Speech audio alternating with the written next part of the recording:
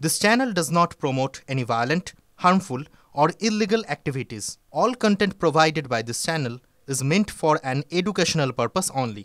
Top quality और consistent performance के लिए सिर्फ सिल्वर पंप नाम याद रखना। আমি ভাঙড়ের বিধায়ক হিসাবে সর্বপ্রথম যে খুনটা হয়েছে, যে মানুষটা রাজ্জাক খাঁকে যে খুন করেছে, এর চূড়ান্ত প্রতিবাদ করছি। সাথে সাথে প্রশাসন বন্ধুদের বলবো, রাজনৈতিক কর্মী না দেখে ভাঙড়ের একজন কর্মী মানুষকে খুন করা হয়েছে, এই হিসাবে তদন্ত করা হোক। যে বা যারা যুক্ত একটাও না ছাড় পায়, তাদের সর্বোচ্চ শাস্তির ব্যবস্থা করা হোক। আমরা বারবার ভাঙড়কে চাইছি বোম গুলিমুক্ত ভাঙড় হোক, হিংসা অশান্তিমুক্ত ভাঙড় হোক। দুর্ভাগ্য আমাদের, ভাঙড় ডিভিশন করার পরেও ভাঙড়ের মানুষকে এই ধরনের খুন হতে হচ্ছে দুষ্কৃতীদের দ্বারা। এখন শওকত মোল্লা সাহেব রাজনীতি করছেন, তিনি আইএসএফকে আমাদেরকে দেখে দেওয়ার চেষ্টা করছে। কিন্তু শওকত সাহেবের যদি আমরা প্রিভিয়াস রেকর্ড দেখি, সেই রাজ্জাক সর্দার থেকে শুরু করে মানিক পাইক থেকে শুরু করে বিভিন্ন সময় আমরা দেখেছি খুন হয়ে করেছে তাদের দলের লোকেরা, তারাই যুক্ত থেকে অন্যদেরকে, তাদের দলের প্রথম সারির নেতাদেরকে সাইড করেছে। সেই জাহাঙ্গীর খান চৌধুরী থেকে শুরু করে এই ধরনের অনেক আছে। এটা শওকত মোল্লা সাহেবের প্রিভিয়াস রেকর্ড। এখন এই খুনটার কারণ কি হতে পারে? আমি সকালে কয়েকটা ফুটেজ দেখছিলাম পরিবারের লোকজনের। তারা কেউ দাবি করছে ওই দিন 3 জন ছিল, যখন তাকে খুন করা হয় 2 জন তাকে ছেড়ে চলে গিয়েছে। এখন একটা সন্দেহ থেকে যাচ্ছে। সাথে সাথে আজকে আর একটা ভিডিও ফুটেজ দেখলাম, পরিবারের লোকজন সরাসরি বলছে এটা গোষ্ঠীদ্বন্দ্বের শিকার হয়েছে। এবং বাস্তবিক কথা, আমি যতটুকু খোঁজ নিলাম, ওই অঞ্চলে ওই যেখানে বাড়ি যে ছেলেটিকে খুন করেছে, ওখানে আইএসএফ বা বিরোধীদের সাথে ওর সম্পর্ক খুব একটা খারাপ ছিল না।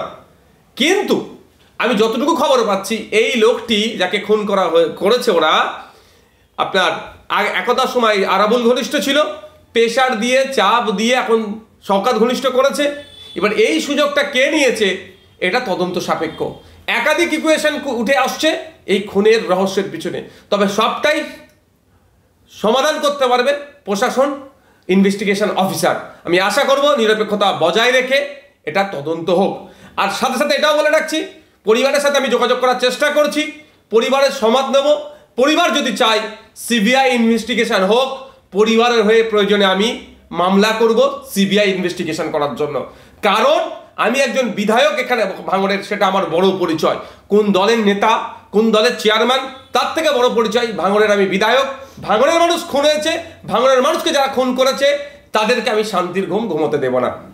আর সাথে এটাও বলছি, যদি এটাকে রাজনৈতিক চক্রান্ত হয়ে বিরোধীদের উপরে দমনপীড়ন বা সাধারণ মানুষকেও যদি ডিস্টার্ব করার চেষ্টা হয়, আমি সেই পরিবারগুলোকে সাথে নিয়ে সিবিআই তদন্ত হবে, সিবিআই তদন্তের জন্য বা বিচার বিভাগের তদন্তের জন্য কোর্টের দ্বারস্থ হব। দেখুন, এই ধরনের ঘটনা রাজ্যের বিভিন্ন জায়গায় ঘটছে। শাসক দলের নিজেদের মধ্যে গোষ্ঠীকন্দল।